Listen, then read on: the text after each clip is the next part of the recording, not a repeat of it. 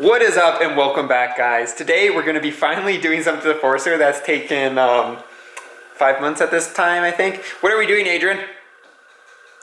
Putting stuff on. Yeah, okay, much help. We're putting stuff on, as he said. We're putting on my ARB Roof Rack.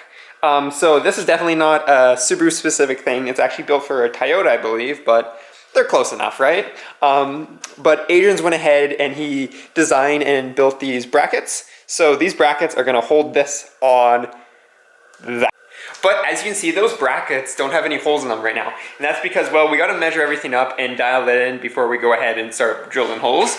So what we're gonna do is we're gonna go ahead and mock it up and put it on the roof.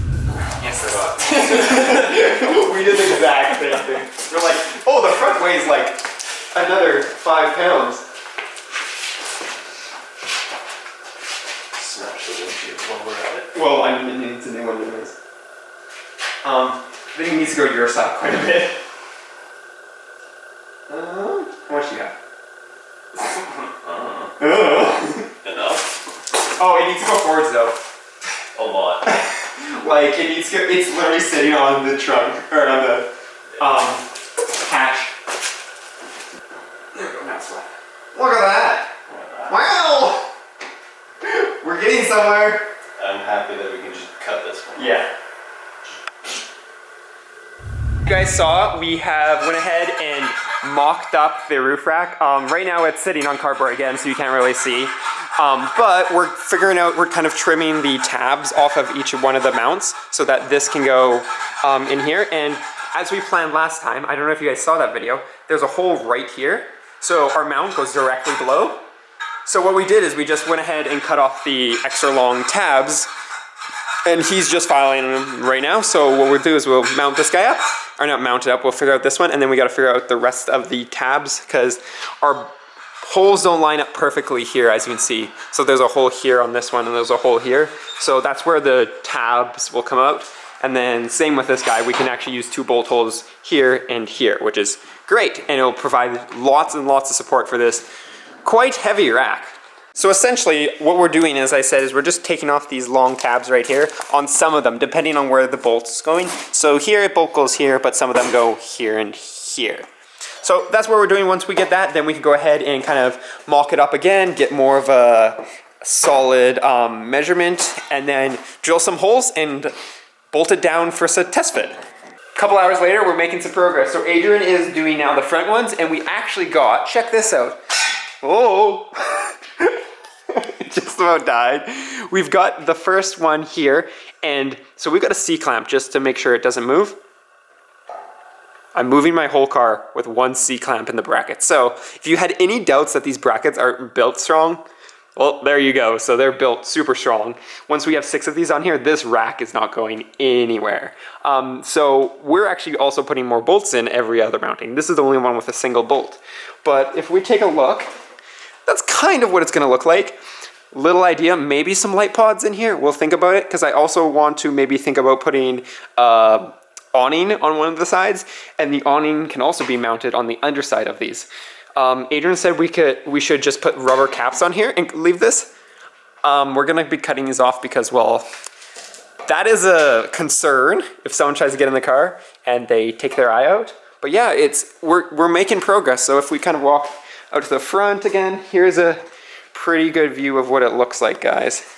And these are the ones Adrian's working on. So essentially all we got to do is we measure the strapping, and then we're cutting it to the appropriate size so that we can mount it on there and still have lots of structural rigidity. So there's now 3 on there, and the 4th one's just being drilled right now. If you guys can see, the rack itself is actually kind of like a noodle, per se.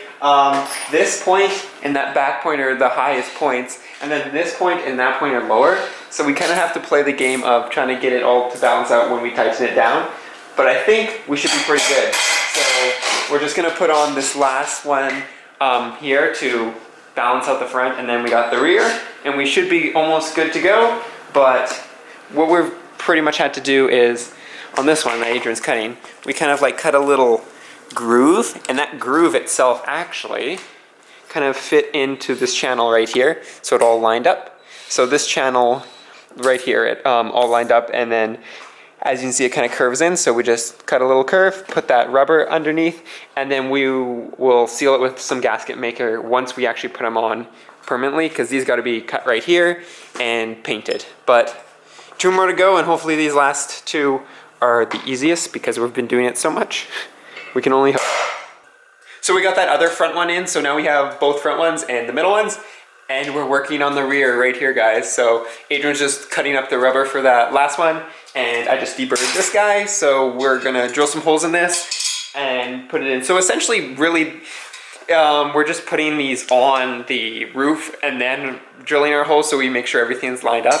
But as I said, this ARB rack isn't completely straight, so we're just trying to get it as straight as possible. So some of the stuff might be a little weird, but it still will look really cool. As you can probably tell already, it's looking awesome. And look at just a little bit of overhang, so it's not too bad, but this is definitely the smallest rack ARB makes, and this is definitely the biggest one I would put on a Forester, so ARB is not really reaching out to that Subaru field, which kind of makes sense. Check it out. We have all of the brackets on the side of the car now. So it is now time to line it up one final time, and then go ahead and put some holes in it and drill it down, and then we'll do a test. This is definitely going to be a 2-day video. I was thinking about splitting it up for 2 different videos, but I don't think this is one of the videos I want to split up because it is consistent. And that's because, well, we will be painting and priming those brackets. So that means that it's got to sit overnight and it's got to dry. So what we'll do is once this is all done, we got our holes on and we've tested it. So to test it, I'm going to go on the roof and make sure that it's not going to fall apart. We'll pull it all apart and then prime it, and then it'll be ready to go tomorrow, where we can finally do the last install. Put a little bit, we have a little bit of, this isn't the right stuff, but it will work. Actually, it is actually called the right stuff, but it isn't the right stuff for what we're doing. And it's it's oil pan stuff, but it will actually make sure that we don't have any leaks from the holes to the inside, so we don't get any water inside. Hey Adrian, how many hours have passed? I'm not wearing a watch. A few! A few, as he said. So I hate drilling through stainless steel. What about you, Adrian? That's fine. Not my bits. Okay. Yeah, so it took forever to drill through the stainless steel, but we have all the holes drilled now, or the 4 holes on each of these. So that means that we can go ahead and test fit. So that means we're going to take it from the floor, toss it on there, bolt it up, and I'm going to stand on it. That's pretty much. It's going to be magic? It's going to be magic. Absolutely magic. Nice. But yeah, we had to get all of the little pieces of steel from drilling it. We had to use 3 bits on each of the holes. Yeah, it was a wild ride, let me tell you. Not looking forward to doing it ever again, but you know, probably have to. Adrian's just throwing the air compressor hose everywhere. So yeah, let's get this roof rack on top of the car. Jesus Christ. What? That 1 bolt?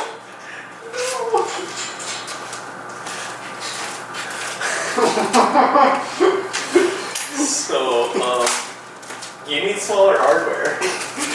Check it out. It's on there. Adrian, shake the car.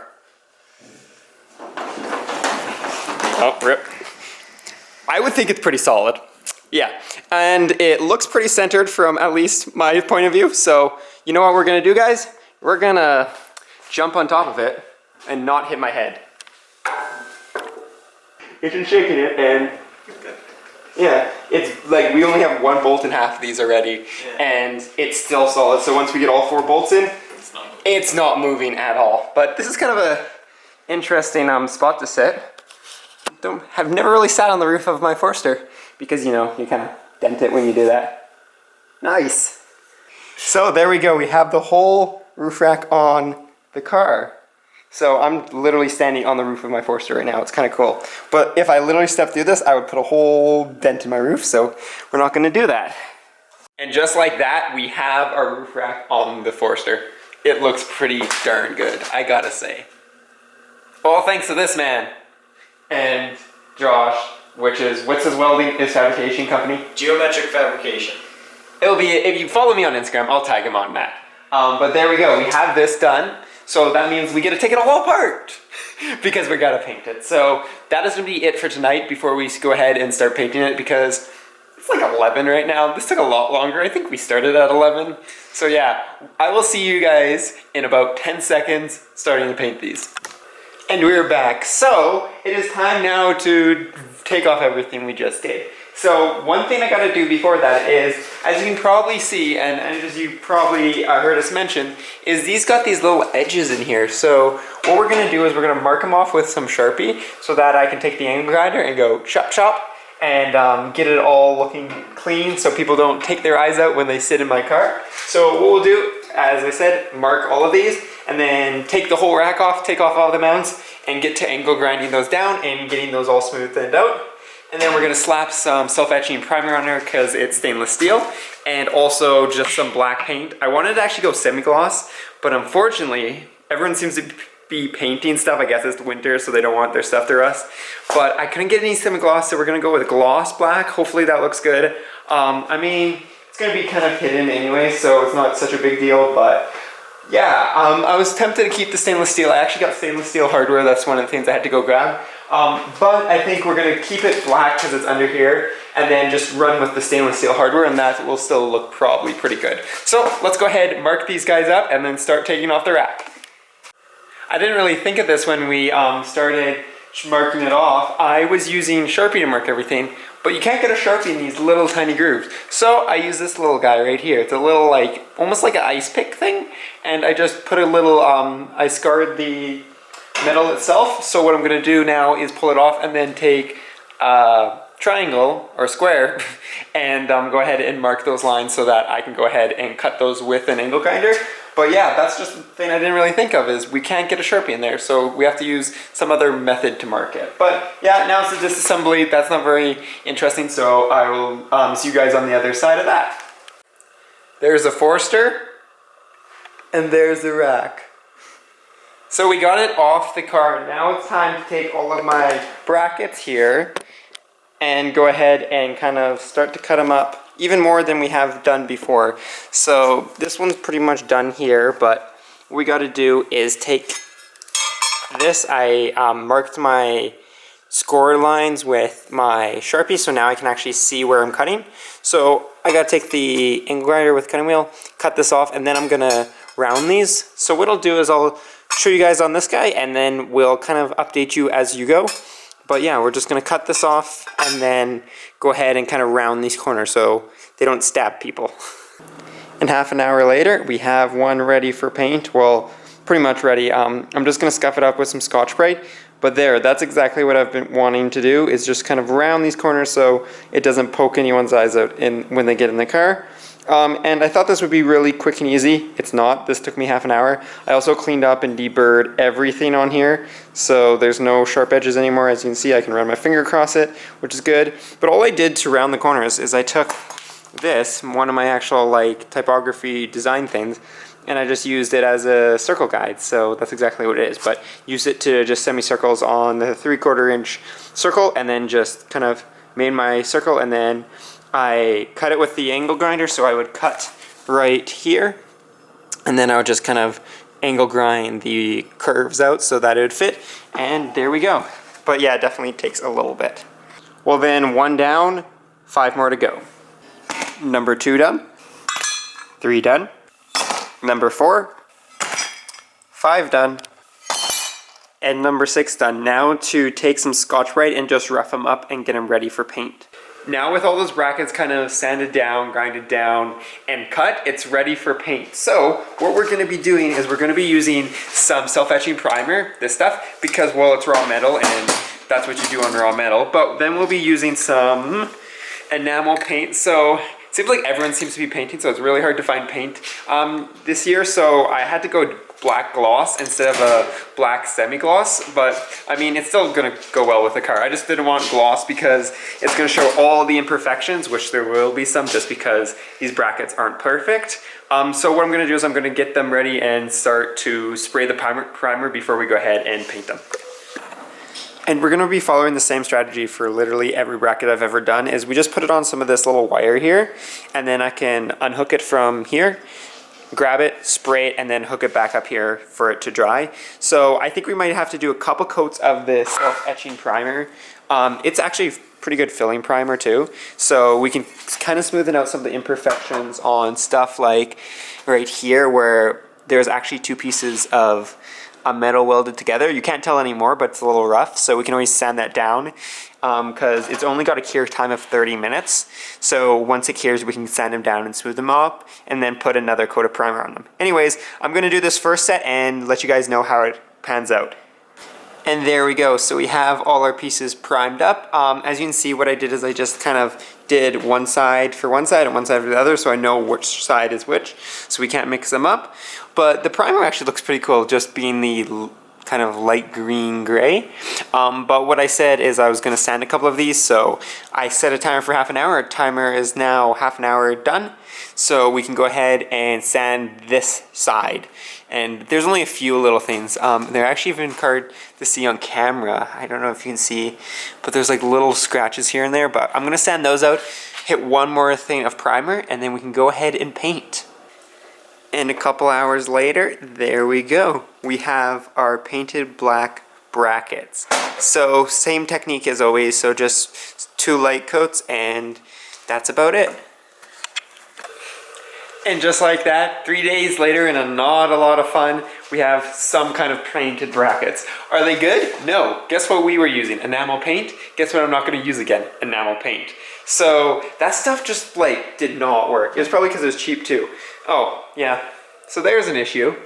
This is stainless steel though, so it's not that big of an issue, but oh yeah, there goes my paint again. If you look on top, it eats away on the first coat. So if you got to spray everything within an hour, or it just eats away the previous coat, which is actually crazy, but it doesn't matter because this is the top plate anyways, it's going to be covered. But we have lots of these little issues where the paint just doesn't stick, which is funny because we primed it really well, as you guys saw. So the primer, it actually pulls the primer off. So also the primer I wasn't using was very good. I used Duplicolor stuff. Duplicolor is usually pretty good, but I guess not this time.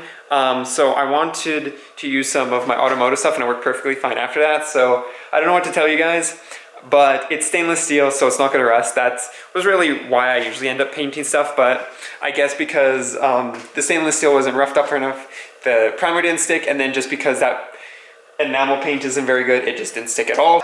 The deal is we've got 3 days before it starts to snow, and this car needs to be out of the garage, and the S10 needs to be over here, so we're gonna roll with this kind of horribly painted brackets for now. And then in the summer, when the roof rack is coming off, because I want to put some lights on it, we've got to drop the headliner anyways. We can pull the brackets back off, paint them the proper way. I might get them dipped or like powder coat them or something like that. I don't know yet, but that's kind of what I'm thinking. So we have a couple good ones, but this one, obviously not. And you can see this is where I was talking about the paint kind of like destroys the paint underneath of it. It like ripples. And you can actually use that paint or that enamel. If you spray it on the old stuff, will act as a paint stripper because it's got so much solvent in it. So yeah, I'm not using enamel paint anymore for this big stuff like this. What I'll end up doing is probably just priming it and using some good automotive paint. But with all that being said, it's time to put these on the Forester. They might not be perfect, but you know what? They still do their job. This Forester isn't perfect. It's far from that. So really what we're going to do first is we're going to go ahead and get our rubber seals, which hopefully I haven't lost, but we'll see. Hopefully I know the sides. I put them in a pile for right and left, or drivers and passenger, but the issue is they might have got mixed up, but I guess we'll have to see. So first thing, get these rubber seals on and ready to place the brackets themselves on the car. But first we need to get our gasket and stuff ready and seal it. So what we're gonna do is we're gonna take our rubber strip here, take a shell, I can't remember what this is from, find where the bolt went through, mark it, and take a heavy hammer and go through. Then after a quick rinse to get those metal shavings off from drilling the holes, what we're going to do is we're going to take our piece and just trim it up, because I want to actually make sure that we don't have too much overhang and it actually goes too far. So measure it up and then just snip, snip. And then what I'm going to do to actually keep this rubber in place while we mount it to the car is I'm just going to make sure it's in the right spot. So that's where we want it. Lift up this corner, put the tiniest little thing of hot glue. And as I said, this is just holding this onto the bracket so that when we mount it, we're not losing the rubber. So there we go. Just a little tiny spot so that we don't lose it, and then same on the other side. And there we go. We got our rubber on and it won't fall off, and then we have our holes punched. So I just got to do this to 5 more, and then we can go ahead and mount these on the car. And just like that, we have 2 sets ready to go. So it's time now to mount these on the car. But I'm gonna kind of tell you guys what I'm doing to mount it on the car. So first, we already found our bolt holes, as you guys saw. So here, and then there's one centered and then one at the end. But this time when we put it on, we're gonna be using some blue thread locker so they don't shake loose during the driving the car. Also, we will be using nylon lock nuts. Those are also just another thing to prevent that. But to prevent that, if you guys watched my STI roof rack, we actually went ahead and we sealed the holes too. So we'll be doing the same thing, but we're going to be using this stuff, as I mentioned at the start, the right stuff. This is stuff to seal oil pans, but guess what? It also works as a really good sealer for the Forester roof. So essentially it's dab some of this on, put the bracket on, bolt it down. Easy as that. So let's go ahead and do that.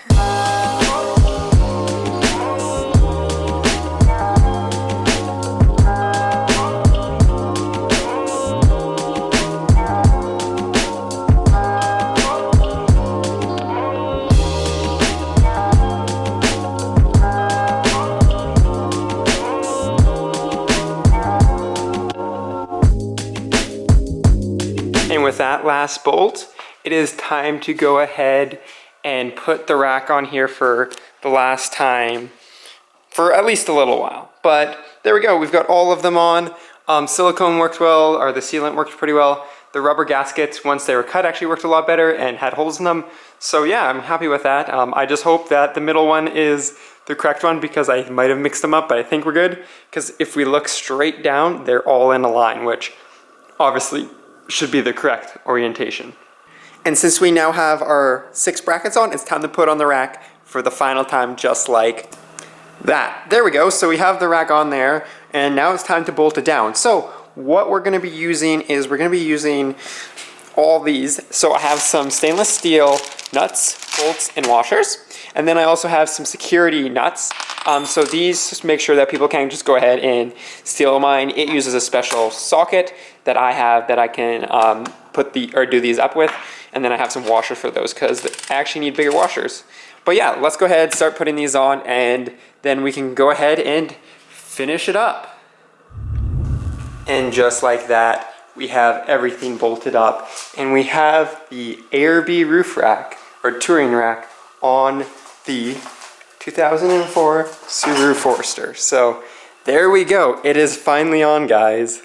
It only took like double the amount of months that I expected it to, and a lot more trial and error, but we finally have our roof rack on our car, and that is solid.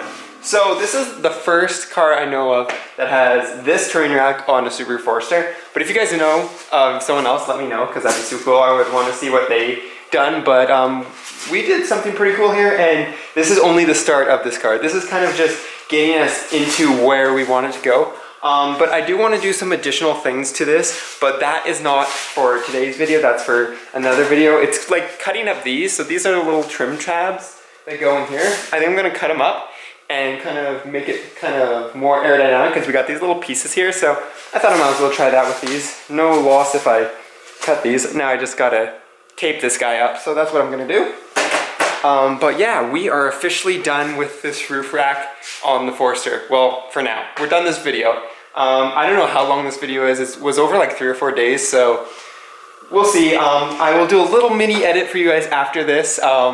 But I hope you guys enjoyed this, and if you guys are excited to see what comes next and what we're doing with this roof rack, because I mean, there's a roof rack. There's got to go something on it. But yeah, if you guys want to know what that is, or kind of how this build is going to go in the next couple, probably years, I would have to say. This build's going to be over the next couple years. Don't forget to subscribe to the channel, because we also got STI content, we got Subaru content. That's what we have. So yeah, and if you guys have any questions about this or have any comments of how I did this, or maybe I did it wrong or something, let me know in the comment section below, because every comment actually helps with the algorithm, getting this video out to more people that want to see this.